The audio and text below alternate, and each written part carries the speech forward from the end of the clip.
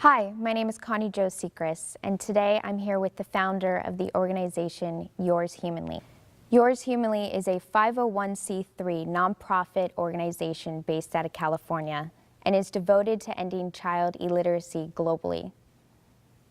Through their commitment to provide education as a basic human right, they enable and empower underprivileged children, both in the United States and abroad in countries such as Cambodia, India, Nepal, and the Philippines. Their organization has been featured on Fox, ABC, digital media, London News, and many other media outlets. The organization is also a gold participant with GuideStar Exchange, which demonstrates Yours Humanly deep commitment to nonprofit transparency and accountability. As much as this is about the organization, it's also about the people behind it. With that said, I'd like to introduce you to the founder and executive director of Yours Humanly, Singh. Thank you for joining us today, Sunny. Thank you, Connie. It's a pleasure to be here and indeed an honor to be talking with you about the organization, Yours Humanly. I thank the entire Chabot TV team for giving me this opportunity. Thank you for the wonderful introduction, even though I believe there are people out there who are far more deserving of such kind words than I am. People who have a large body of work behind them in the field of philanthropy, be it cancer research or women empowerment, or human rights, animal welfare or environment, or even education for that matter. There are many great organizations out there who are doing some amazing work. But having said that, on behalf of my team and on behalf of everyone who's associated with Yours Humanly, I humbly accept your words and will use them as an inspiration to do more work, to do better work. So Sunny, before we start talking about the organization, I'd like to know how you personally connect to this organization. Sure. Yours Humanly, if I was to simply put, is education for all. And what I mean by education for all is that we believe that every child, regardless of where he or she is in the world, regardless of their ethnicity, religion, race, gender, rich, poor, every child has a right to education, and therefore should have access to the education system. In some countries, more so in the Asian and the African countries, education is not free. Or should I say quality education comes at a price. Then we have millions of children who are victim of child labor, poverty, sex trafficking, and so on. And therefore it becomes a battle between survival and going to school. Should I eat or should I go to school? Pretty much every day we hear stories about families who are well off and they live in bigger cities and towns. And they come to the aid of family and friends in the villages or rural areas and will take their children with the promise to the parents that they will educate them, they will take care of them, and give them a chance to have a brighter future. But unfortunately, a number of those children end up everywhere but school. They are tortured, they're sexually assaulted, they're abused, they're starved, they're made to do housework. And if you look at those graphic images or you read that news, it's so disturbing that it brings tears to your eyes. I ask you, or I ask all the parents out there, what if it was your child? What if it was your son who was out on the streets at the age of 5 or 6, picking food out of the dumpsters and eating, or begging for money all day long so he could probably bring home that $1? If it was your daughter who at the age of 7 was sexually assaulted and sold into sex trafficking and there's nothing you could do about it, how would you as a parent feel? Would you or would you not hope that there was someone somewhere out there who would come, and if not for you, at least for your child, give that platform where your child could go to school, get a decent education, and have a chance at a brighter future? And if the answer is yes, that you would hope that that would happen, then we need to be mindful of the fact that there's someone out there who's hoping. When I was little, probably 8, 10 years old, this was back in India, And my parents would pick me up and drop me off to school. I would be sitting in the back of the car, and when we would pull up at a traffic light, waiting for the light to turn green, these little children, probably my age at that time, would come knocking on the window of the car with the hope that we would roll the window down and give them some money. Children who probably haven't showered for days, if not weeks. Children who barely have any clothes on their bodies, and whatever little they do have is torn or dirty. Children who haven't had a decent meal for God knows how long. And I would look at these children and I would wonder that what makes me so special, what makes me so privileged, that I get to wake up every morning, take a hot shower, put on my school uniform with the tie and the blazer, have a nice breakfast, and take my backpack, my books, and go to this place called school, where I would have a fun-filled day with my friends, where I would get to learn something new every day from the wonderful teachers that we have, and take part in school activities, be it plays or sports or spelling bee or what have you. What have I done to deserve that special treatment and to get all that? And what have they done that is so different that they're out there in the condition that they're in? And when I would think about it, the only answer I could come up with is, it's not me. It has nothing to do with me. I'm not special in any way. It is because when I was born, when I was little, my family, my parents, I'm an adopted child, so in my case, the family that took me in, was able to give me that platform where I could go to school, get an education, and make something out of myself. They were privileged enough to give me that platform because maybe their family or someone gave it to them at that time. Mm-hmm. So today when we sit here and we talk about where we've come in life, how well we've done for ourselves and our families, we make good money, we have a house, we have a car. Let's not forget that this is all made possible because of that one platform that was given to you when you were little.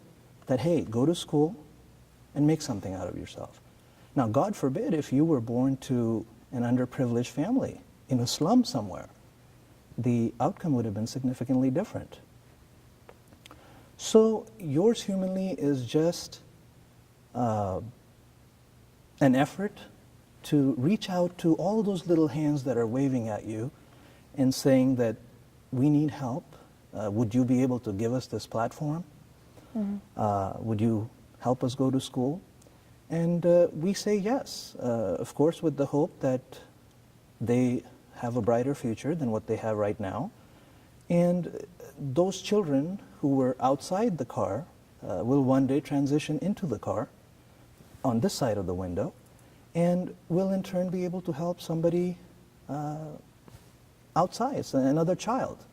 And I would rather that cycle continue than the cycle of poverty and sex trafficking and child labor.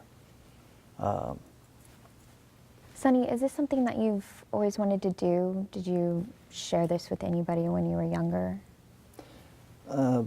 I wouldn't say it's something I always wanted to do. I think it was something I needed to do. For me, a want is if you have the time, if you have the resources, if you're in the mood, you do it. If it's not done or you can't do it, it's okay, it's no big deal. For me, it was more of a need where I had to make time for it, find the resources, and make it happen. My mom always used to say, deserve before you desire. And that kind of stuck with me, where, you know, we all desire today that the world be a better place. I see posts on social media, it's all over in the news, people talk about it, that, you know, we wish this world was a better place. And whatever cause it might be, we talk about that. And the question I ask myself is, if I want to desire that this world be a better place, have I done my part? I mean, what have I done, again, to deserve that? So before I desire, I need to do my part, and whatever little it might be. Like Mahatma Gandhi used to say, be the change you want to see in the world. So for me, it was wanting to be a part of the solution. It saddens me, it disturbs me when I talk to some people and they tell me that yes, we know there's poverty out there, we know there are children out there on the streets who would rather be in school. We sympathize with them, but thank God it's not us. Thank God it's not our family. So we know it exists, but we are so focused in our lives that there's nothing much we can do about it. And to me, I just didn't want to wait till it was my son or my daughter who was in that situation. I wanted to do something now, and it was a need. So it wasn't a question of if I was going to do it, it was a question of when. As far as if I shared it with someone or I talked about it, when I was growing up, even if I did mention to anyone that I want to do this, people would just say, well, that's a nice thought for a child, that you want to do this, or good, maybe one day you can make it happen. But other than that, there was not as much encouragement, at least not back in India where I was. So no, I didn't talk to too many people about it. I think a childhood friend of mine knew about it, and then my wife knew about it, and I would rather my work speak for itself than me going and telling people that this is something I want to do. How do you think education changed your life? And if you didn't have the education that you got, what type of person do you think you would be today? Education gave a meaning to my life. If I think about it in the littlest of things, I can't even begin to imagine some of the things I won't be able to do if I was not educated or not literate. For example, writing my own name, or being able to read the street signs. If I wanted to get on a bus, I couldn't tell where the bus was coming from or where it's going. Read books, read magazines, be able to read the medicine labels, day-to-day things, update your Facebook status. We wouldn't be able to do any of this if we were not literate, if we didn't go to school, if we didn't get any education. I believe that education, other than developing a personality of a person, also helps maintain his or her social and financial life. Being educated, to me, is a matter of pride, and I think it is for most of us. It's a feeling of achievement. I mean, if you imagine how you must have felt when you graduated from high school. So it makes the person proud of himself or herself that they got to that point. 15 years of being outside of school on the streets versus 15 years of being inside a school and learning is very different. In a school, you're constantly learning new things, you're evolving, you're becoming a better human being, versus that is not the case outside. Now, if we look at it on a much broader scale, I think education helps in the reduction of poverty, unemployment. It helps us reduce crime, and we are able to build stronger and healthier societies, and in turn, a better world. We all want to leave this world a much better place for all the children and their future generations. As far as where I would have been if I was illiterate or didn't get a chance to go to school, it's a scary thought.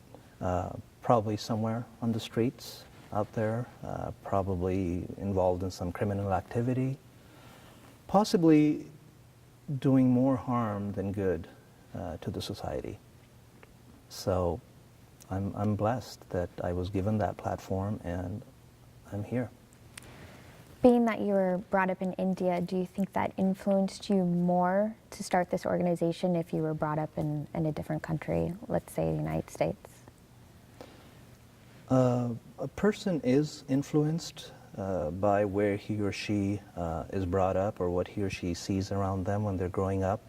And yes, growing up in India did give me a chance to look at all of this firsthand. and I'm sure it is the same in many countries.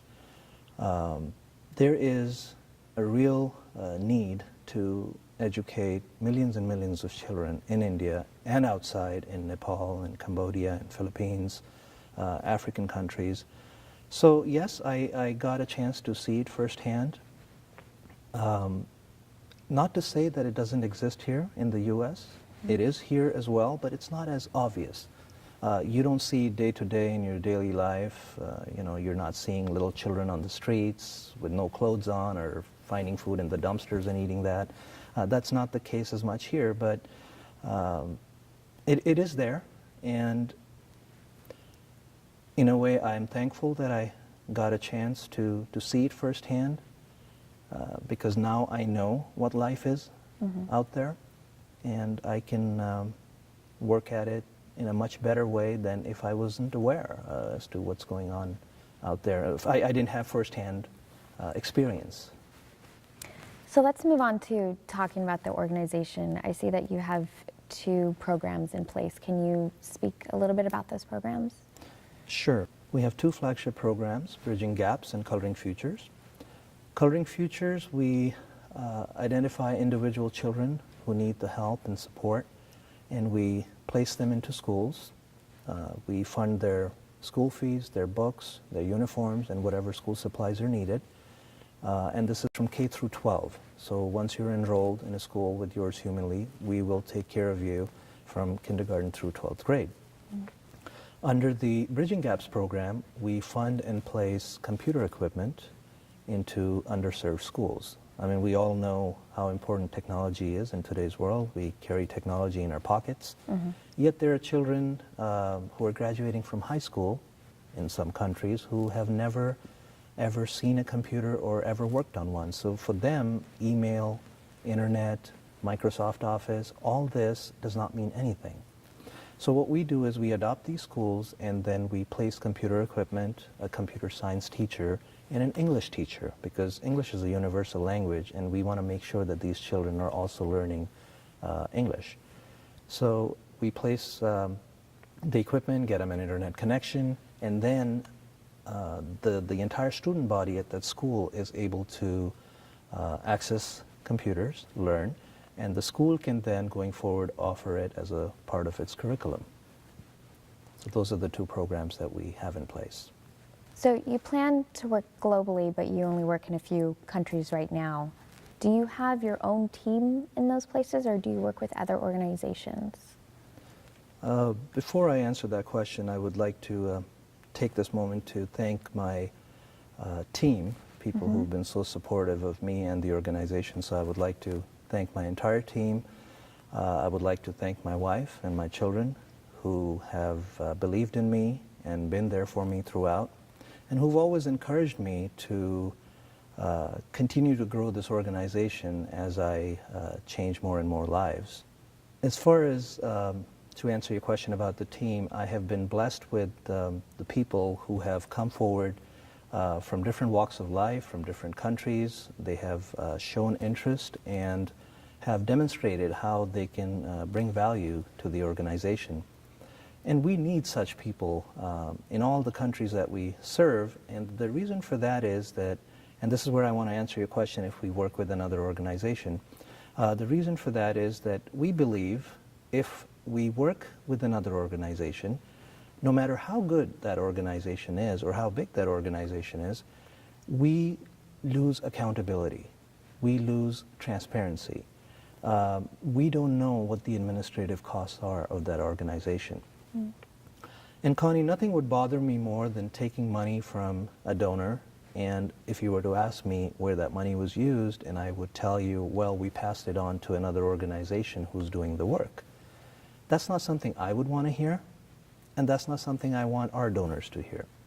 So the team of Yours Humanly decided that we are going to register our organization in each of the countries that we serve.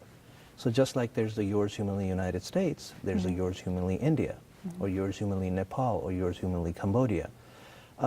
What that does is we have our team, our people, working at the grassroots level.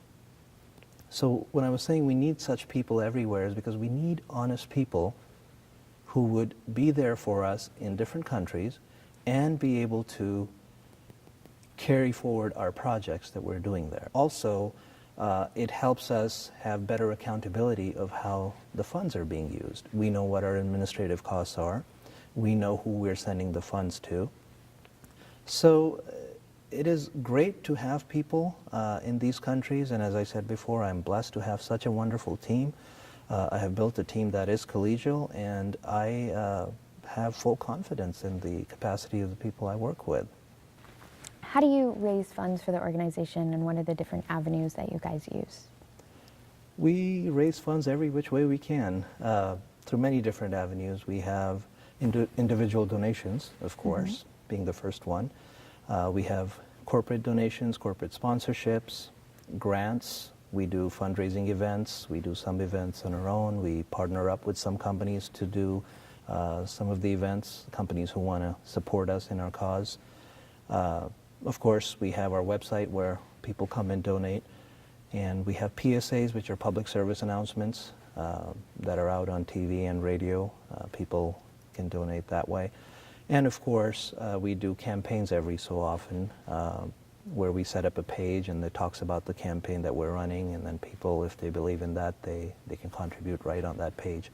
So those are the different ways we raise funds. So I see that you like to involve children in your fundraising efforts. Can you explain that involvement? Sure. I believe when you involve children in a fundraising event in some capacity, it teaches them the value of giving. If they see their parents volunteering or giving or donating, it will come as a second nature to them. I would say something like leading by example. So whatever they see is what they learn. They learn to have empathy, be more grateful for what they have, and of course are more compassionate towards other fellow human beings. And I think the biggest thing is that they realize that they have the power at their age to be able to make a difference in somebody else's life. You don't have to be anybody special to do that. They're small gestures, as maybe making a card or writing a little note for another child somewhere, will bring a smile on that child's face and maybe make their day. So involving children will teach them that not every child out there is as privileged as they are or has all the good things that they might have. So it's always nice to give back to the community in whatever way you can. Challenges. What sort of challenges do you face with your organization? Our biggest challenge is, which I'm sure is for most nonprofits, is funding. We have so many programs out there because the need is so huge. We have so many programs lined up and we don't have as much funding. So that is our major challenge. Of course, the challenge of educating the parents on how important it is to send your child to school. You know, the parents don't want to send the child to school because they would rather he be out on the streets and beg and bring some money home. So that's a big challenge to make them realize how it's going to benefit not only the child but his future generations. Another challenge would be that the school we enroll the child into needs to be at par with the environment that the child is growing up in. So you don't want a child from a slum going to a school where children are coming in with iPads and iPhones and Nike shoes and what have you. That's going to be a big shock for the child. So to make sure that the child is able to go to a school that does not change his environment in a way where it affects him. And of course, his parents are not educated, so when he or she gets home, they need to be able to do their homework or somebody needs to help them. So then we either try to have them tutored at school or figure out another way, so that's another challenge. The other challenge is putting teachers into schools which are further, more in the rural areas or in the villages, because not too many teachers want to go there. It's not a easy thing. It's a pretty big undertaking, but the determination to do it and make it happen is even bigger. So we're working on it. How many different countries do you plan to extend the organization into? I would love to be in every single country around the world. As I said, the need is so huge. There are over 60, 70 million children, even right now, who are not enrolled in schools. But having said that, we don't want to bite more than what we can chew. The growth is going to be slow because we have so many different factors we need to look at. Of course, one being registering in that country, two being able to find people who will help us with our projects, people who would want to be a part of our team. We want to make sure we have a strong foundation in each of these countries, because this is not a product that we're selling and we want to expand to as many countries as we can. This is lives of little children that we're dealing with, so it needs to be done with utmost care. So you want to be there for as many children as possible, correct? Absolutely. Yeah. Someone was there for me, and I don't even want to think how it would have been if they were not there for me. You know, Connie, we go through our lives, I sometimes compare it to like we're on the highway in our car with our windows rolled up and we're going 75, 80 miles an hour. And we sometimes see in the side view mirrors or the rear view mirrors if there's someone coming at us or is going to harm us. But other than that, we're just focused in one direction and we just keep going.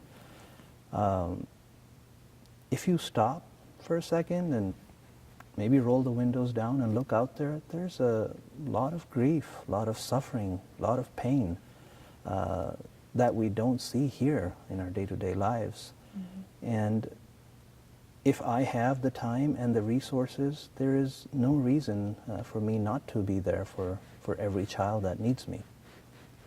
How do you currently monitor the programs that you have in place? We have different procedures in place to monitor each of the programs that we do. We have volunteers who do random unannounced checks at school or at home to make sure that the child or the children who we have enrolled are doing what they're supposed to. We get a copy of the progress reports from the schools that they're enrolled in. We talk to the school every so often to make sure that, you know, the child is coming to school and didn't drop out or what have you.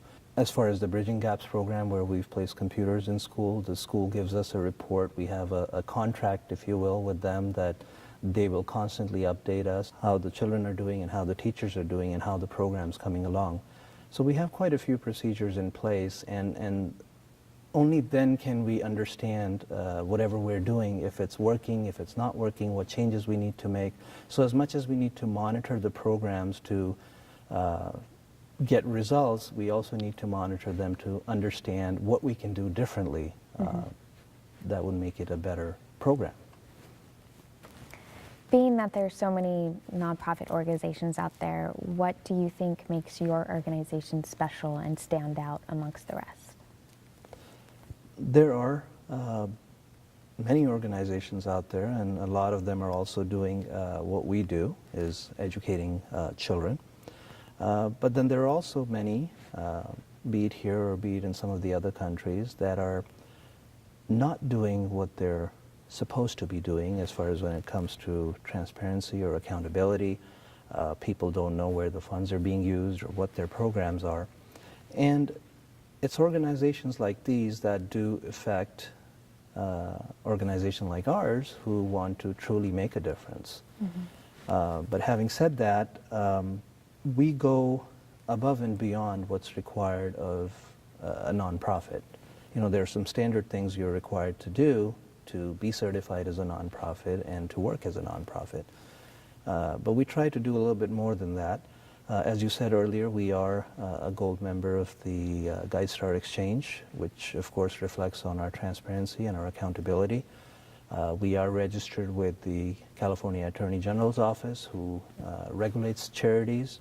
Once we have a child enrolled, as I said before, the child is with us from kindergarten through 12th grade, so we budget our funds in a way where once the child is in, that child will not drop out. God forbid, for some reason, we didn't get funding. Mm-hmm. There's nothing worse than going to a parent and saying, hey, I know you've had your child in school for 4 years, but now we got to pull them out. So we budget our funds in a way where once the child is in, his or her education is paid for till grade 12. So those are some of the things that differentiate us from organizations out there. What does the future of this organization look like for you? The future not only of the organization but of the children we assist looks very bright to me. As I said, it is a huge undertaking, but the determination and the willingness to do it is much bigger. And we have so many wonderful people who've come forward, people who are able to help us with this and make things happen, that we will continue to empower these underprivileged children through education. And it's not a one-person thing. I mean, it's a team sport. There's nothing I can do alone or somebody else can do alone. It's people who have to come together. And as I said, when you have so many people come together, sky's the limit. I mean, you know, we keep getting the funding, we keep changing lives, keep putting out more projects. So I think it's going to be great. And we're even thinking in the future, a few years down the road, if it works out, to be able to provide college education. So why only limit it K through 12? If a child excels in school or is doing well and wants to study further, maybe one day Yours Humanly will be able to support them through their college. How could someone get involved in this organization, and where can they go to donate? There are many different ways you can get involved with the organization. Of course, if you go to our website, yourshumanly.org, there's a wealth of information there. You can find out about how you can volunteer, how you can donate. You can donate right on the website. There's a program that we have called the Registry of Promise, where if you're celebrating an occasion in your life, be it a birthday or a wedding anniversary or whatever, and if you have a party, instead of accepting gifts from people, you can have them donate to Yours Humanly or make gift checks out to Yours Humanly, and then that way you can contribute to the cause. We need people to reach out to us, and the reason for that is that we have social media, we have the internet, we have mailers that we do, and we're able to reach out to people. We share our programs with them, what we have accomplished so far, what we're working on. But it's more of a double-edged sword, and the reason I say double-edged sword is that people see our programs, they appreciate it, they know we're doing this, they will like it, they would encourage us to keep doing it, but yet somewhere they forget that it takes money to make all this happen. So if you can communicate with us, if you can get back to us and see how you can help or what you can do, and not only funding but everything else, it would help us out a lot if we start getting responses from people. You can sponsor education for a child or many children at a time. As I said, it's $300 to $500 or $400 a year. So if you think you can support one or two children every year, that would be great, because the way I look at it is if every privileged family supported one underprivileged child outside of their family, this world would be a different place. Great. Well, Sunny, thank you so much. It's been a pleasure talking to you about this organization. And again, if you want to learn more about Yours Humanly, you can go to yourshumanly.org. Thank you for joining us today.